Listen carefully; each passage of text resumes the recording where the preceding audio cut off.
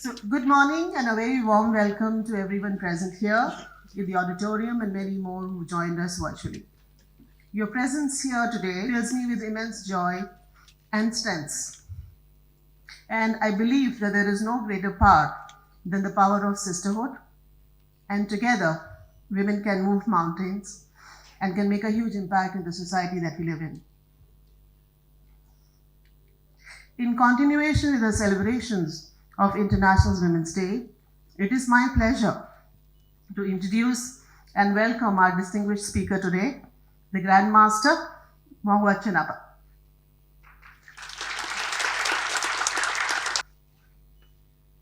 Mohua is an award-winning author, celebrity podcaster, entrepreneur, and a former full-time homemaker.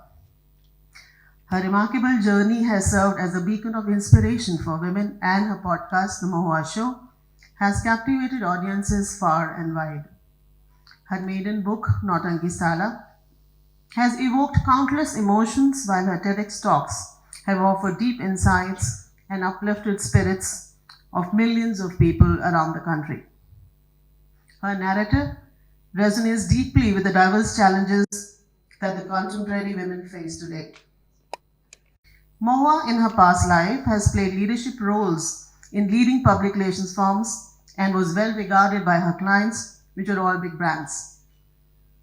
However, her journey took an interesting turn when she decided to take a break in late 1990s to focus on her role as a full-time mother and homemaker. When Mohua decided to make a comeback and restart her career, she had to face many challenges, which is no surprise. The industry landscape had changed. Her former peers had marched ahead and were not willing to support her. But her unwavering determination to refresh and reintroduce Mohua 2.0 to the world led her to a path of reinvention and resurgence. Today, Mohua stands tall as a shining example of converting adversity into opportunity. She started her podcast, The Mohua Show, in the year 2020, and today it has been downloaded over 1.3 million times.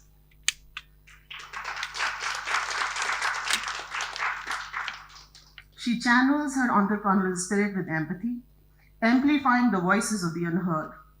Her podcast is about everything from business, technology, to art and lifestyle, done and spoken with honesty. The podcast so far has featured about 175 remarkable individuals from various walks of life. In the year 2021, amidst the uncertainty of COVID, Mohua also founded a mid-sized content development agency, thus creating jobs for others. This step not only fulfilled her own ambition of a meaningful career, but also introduced her to herself as a successful entrepreneur. The following year marked another milestone when Oak Ridge Publishing House launched her debut book, Nautanki Sala, a collection of 15 heartwarming real narratives of people she met in a span of 2 decades.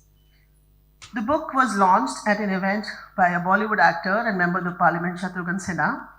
Since then, there has been no looking back, and she has been a regular at all prestigious literary festivals across India. Buoyed by the success of Nautanki Sala in English, Prabhat Prakashan published the Hindi version of the book in 2023, further widening her reach to a broader audience. Fast forward to early 2024, Mohua has just launched her second book, If Only It Was Spring Every Day, which is a collection of poetry exploring love amid diversity. The poems are an outcome of her feelings on the problems she saw that the women were facing in today's world. In a sense, Mohua's inspiring journey is a testament to the power of perseverance, commitment, resilience, and the art of reinvention. Her ability to reboot herself and navigate through challenges with grace and determination is nothing short of inspiring, leaving an indelible mark on the literary landscape and beyond. At Biocon Group, we are committed to bring extraordinary stories through she inspires to our people. And as our Grandmaster this month, we believe Mohua will leave an indelible mark on the minds of our audience. With that, I would like to invite Mohua Chinappa on the dais to share her incredible journey with us. And I would also request Ridhima to kindly come and felicitate our guest.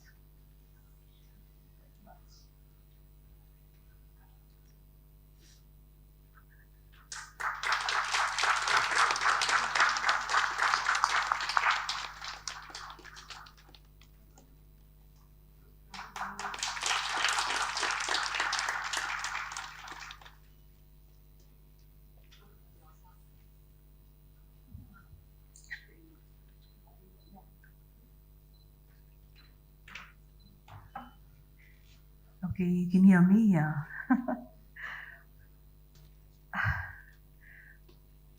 So first and foremost, I'd really like to say thank you. Thank you, Seema. Thank you for having me today on this podium to talk to wonderful people who are pursuing a career. I can see myself in each one of you sitting here many, many years back in a corporate setup, managing time, managing my life, and continuing to surge ahead. Was the balance easy? The answer is no. It is never easy, but I think I have a problem nowadays that I have started realizing that the word balance is only asked to women. And it's time for us to challenge all of those things that why is balance only important for women and not men? So just we've done a little bit of a slide there, and just to show to you all that the picture in between is the first literature festival that I was invited to in Mysore, and totally I was in shock that I was part of a dais with so many authors around me. I'd never imagined or seen myself like that in those 20 years of being at home. The other was at, as a TEDx speaker, where I have used every podium, every space to talk about the 160 million homemakers in our country, where we do have conversations about inclusion and equality, but somehow very conveniently or inconveniently, we've forgotten the homemakers in our country. And if one looks at the statistics of the suicides of women in India, 50% of them are homemakers. I do represent the homemaker community of India at every podium that I go into. And the other one was at Josh Talks, where I spoke about my illness. So just to probably go back into my journey, I am a single child of aspirational middle class parents who lived in Shillong, which is the eastern part of India, and there was insurgency in India when I was extremely young. And it's taken me many years only now to understand as to why is it this that I was so obedient. Obedience completely in my bone and heart and soul, because we were told to not be Bengali in a place where they were killing every Bengali inside.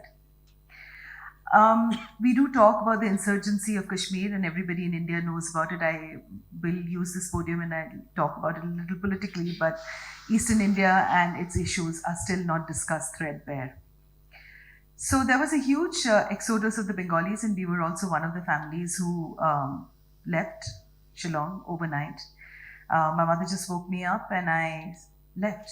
School, there was curfew, there was shoot outside, there was CRPF all around. If any man walked out at night, they would come back with a bleeding nose, a broken bone, a broken jaw. And I never got a chance to say goodbye to my friends, my childhood friends. I think the fire in my belly was already lit by then, because I do believe that suffering is a huge way to either you become so resilient, you become so strong, you learn a lot from all of that. And I do owe my success today, in whichever little way that I have come this far in these last few years, is because of the suffering. It has made me more humble, more grounded, to understand that everything is very transient. The insurgency happened. My mother and me, we left overnight. It was like a truck, and we used to crouch so that the Khasis, the locals there, don't get to see that the Bengalis were running away from there. They would throw acid bulbs in the house. They would try and light up the house. There was every day at night the sound of the army boots going above my head. And my mother, in all Bengali homes, we use something called the boti, in which we cut our fish. She used to pick up that boti and say that, don't you worry, I will kill two and then die. And I was very young, I think, to not comprehend what she was doing to me. She was passing on her fearlessness to me. And of course, then I reached Delhi, and I was just naturally very good with arts and English, which was really not viewed very well at home because my father wanted me to go into engineering. He had failed in his career with engineering, and that was the aspiration. He wanted to pass it on to me. And I did well with all of that. And at a very young age, I started writing for publications and got into work. I still remember, when I had gone in as a journalist, most of the people who got the jobs of a journalist in a city as large as Delhi were people who had political affiliations. I was an absolute nobody. And when I walked in for a job, why I want to say this is, if you challenge me, I will go right ahead and prove you wrong. So the editor looked at me and said that if you want a job as a journalist, I would like you to go and get an interview with, Kushwant Singh. He had said something very, very, which was quite a conversation that time about the Northeast. And I didn't know from where the words came, but I turned around and I said, I'll get that for you. And he had given me a deadline of about 2 days. And here I was catching a bus in the heat of Delhi, and I didn't know how I would go into Sujan Singh Park, knock on his door, and he would only be giving interviews to very, very senior journalists. I was this absolutely 19-year-old, did not know anything, but I figured a way to go in there, get a complete cover story. So what I want to share with you is this, that if you set your mind with a goal, you will figure a way to figure and get that ahead. The interview came out and I got my job, and I used to work till 2 o'clock at night till the newspaper ended. And I feel that culture somewhere probably is dying a little bit, where, our generation of people who were very hungry and very ambitious were willing to burn the midnight oil to get things going. And I'm very grateful for these life lessons, because I think I would not have been able to reboot if I didn't have that sort of dedication, into my work. Cut to me moving into public relations in a hotel industry, and everybody was so well dressed, and there I was as a journalist with my cotton saris and trying to write. And I had to undo all of my, being a journo in the hotel industry. And again, I started something called the Welcome Art in Moria. I was 23 years old. And I also met my husband there. We started dating each other and got married, and we moved to Kolkata. And I think at that time, that move that I made, I was very reluctant, because Delhi had all the opportunities for my career, and I was moving into smaller cities.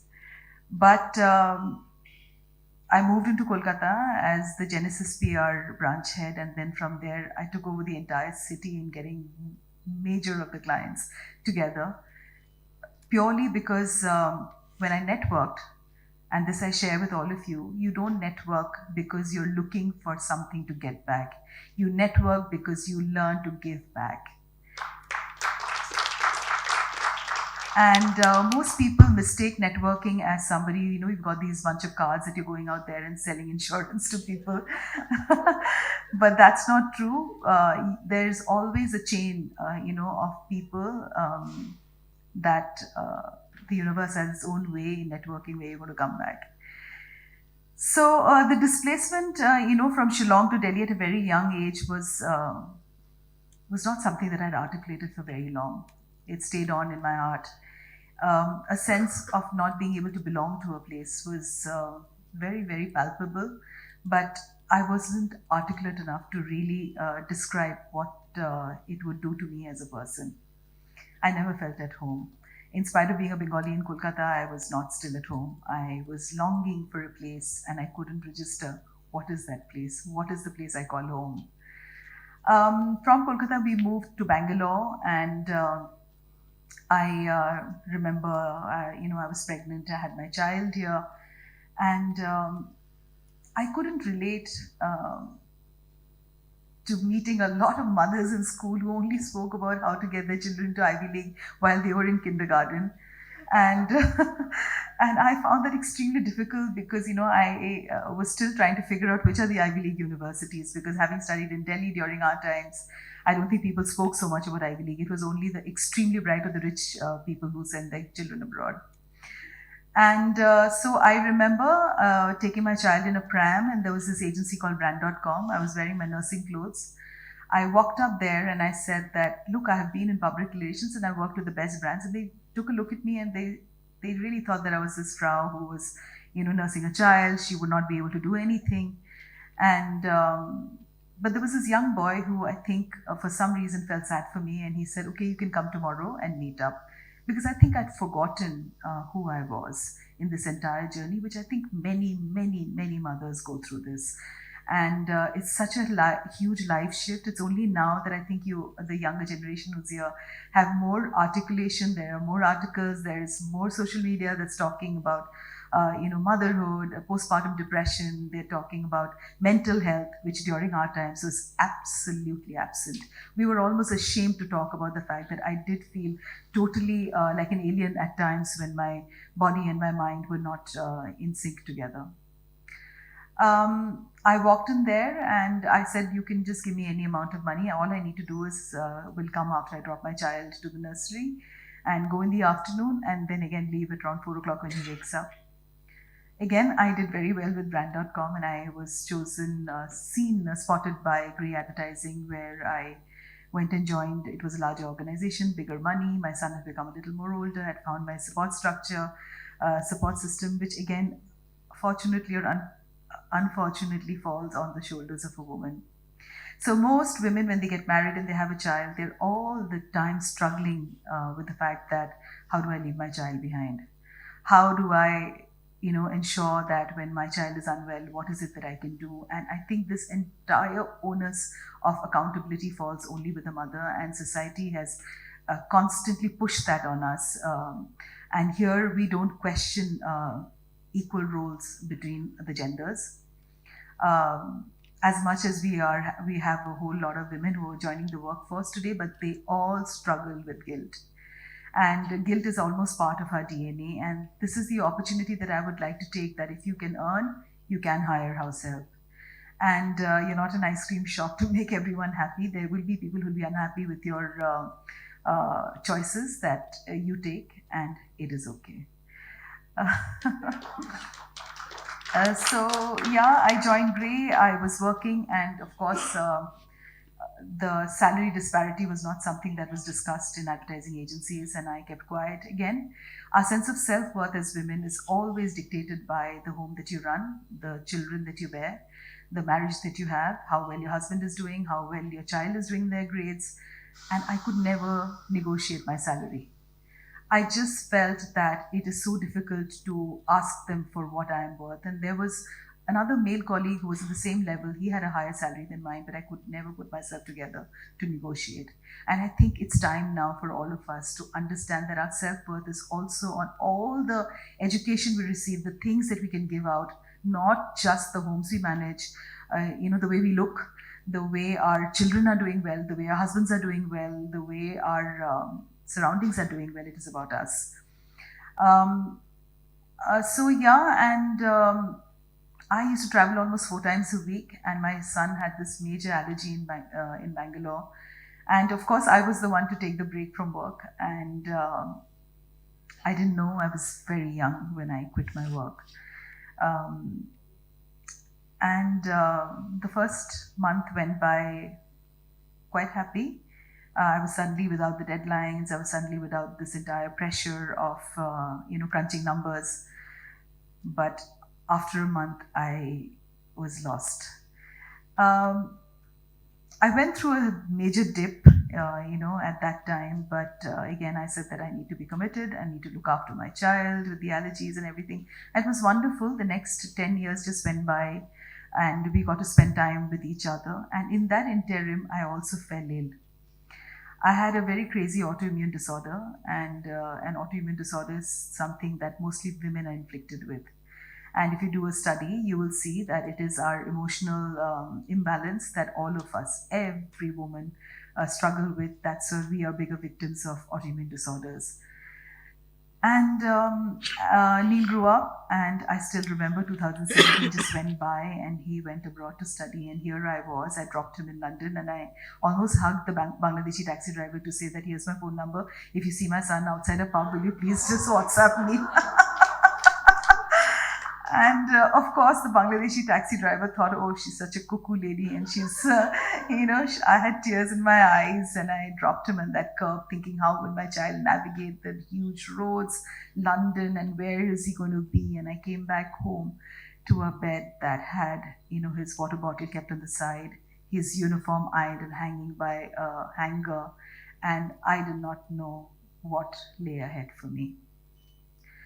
I just stared into that room, and I said that, does anyone need me anymore?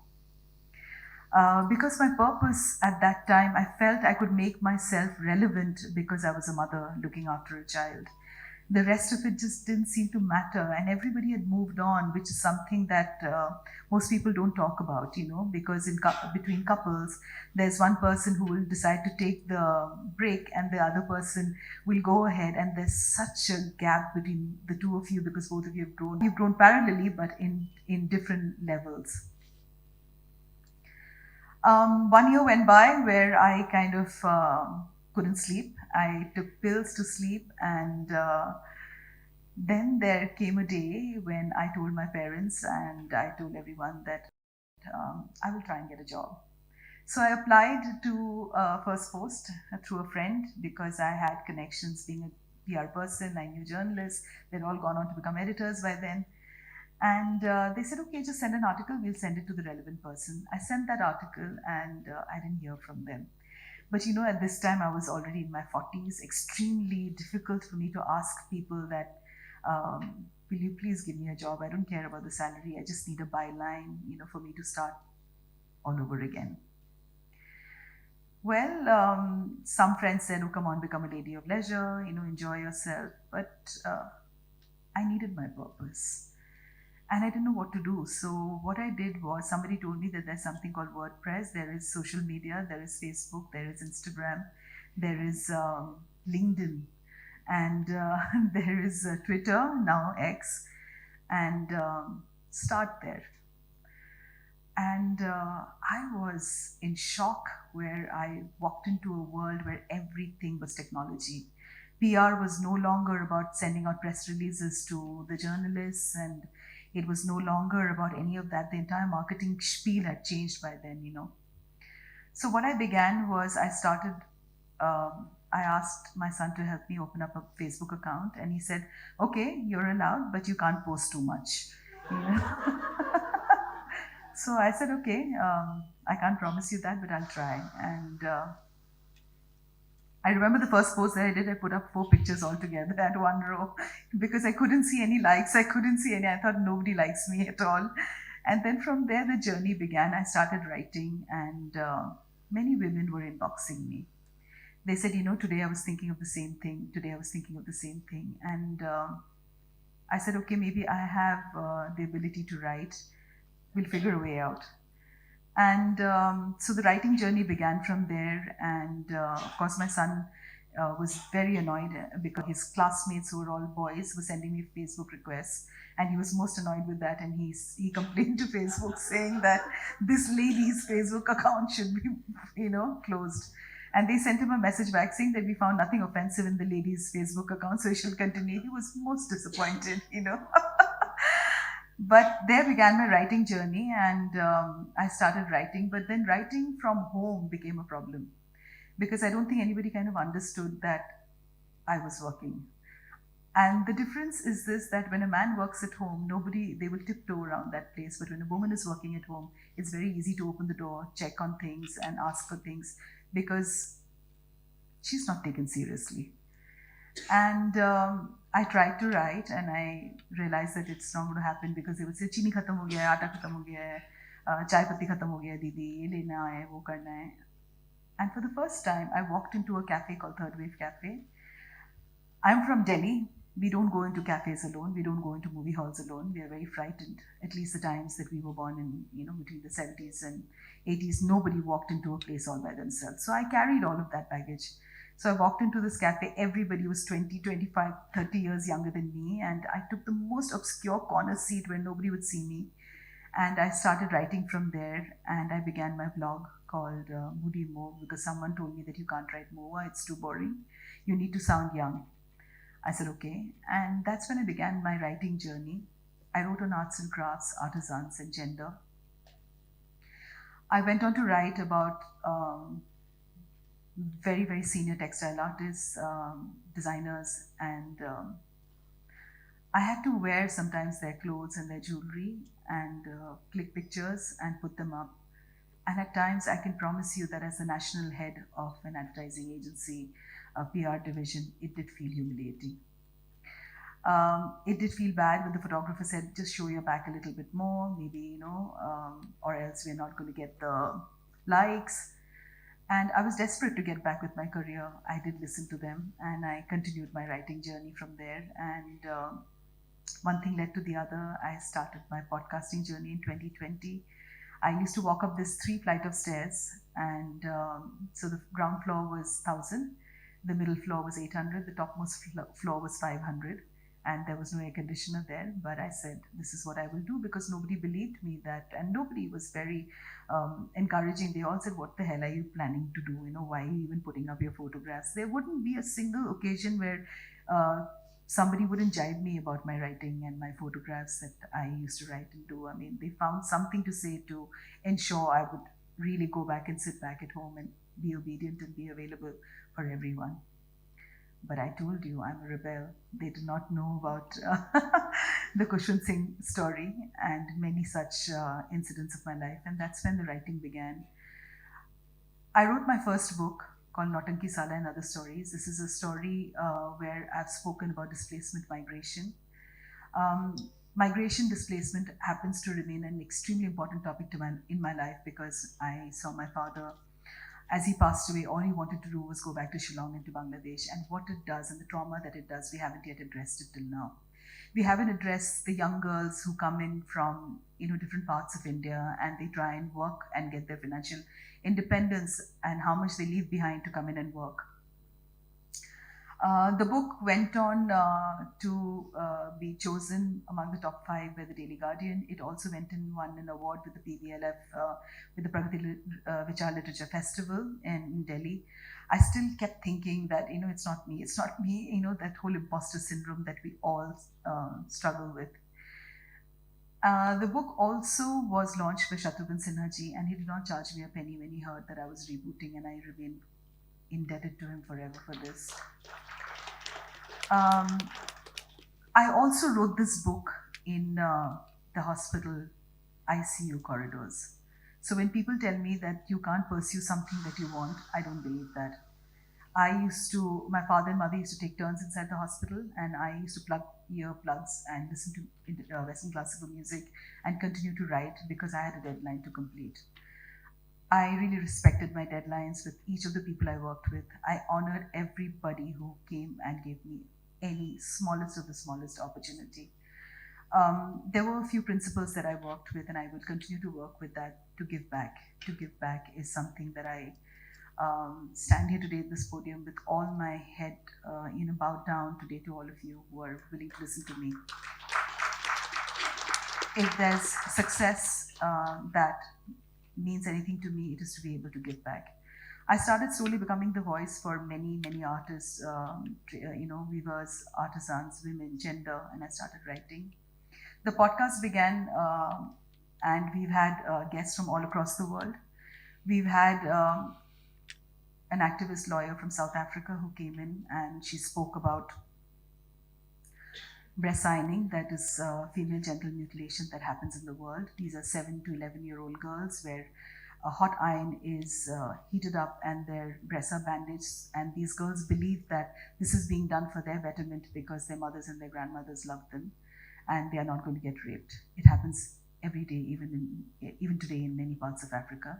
She has been fighting this battle. She was there on my podcast. We've also had a girl whose mother is part of the pratha in villages in Karnataka where they become devdatsis.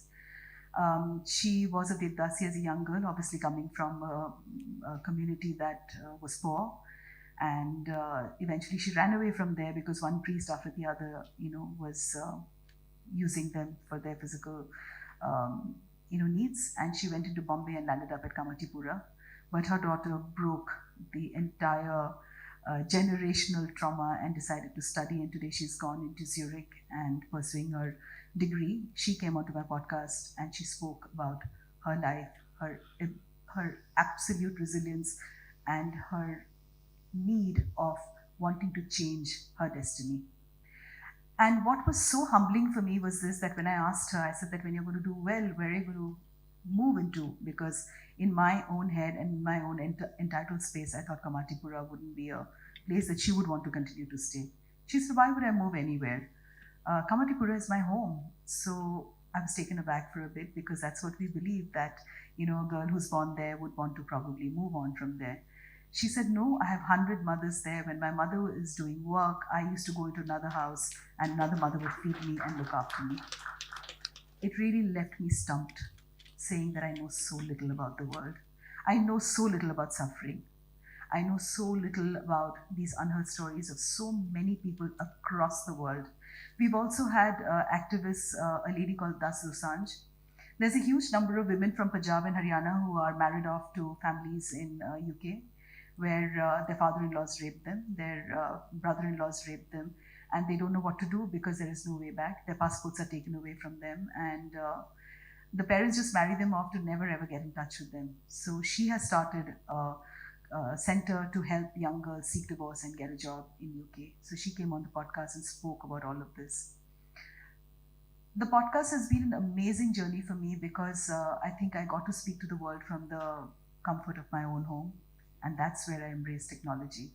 From not being able to send an email with an attachment to a podcast that suddenly became an animal on its own with 1 million downloads and people getting in touch with us regularly, from Tushar Kapoor to Priyanka's mother to, I don't know how many people are here, Maria Goretti to Ila Arun to so many. Apart from celebrities, there were many voices that I think have found a place with us.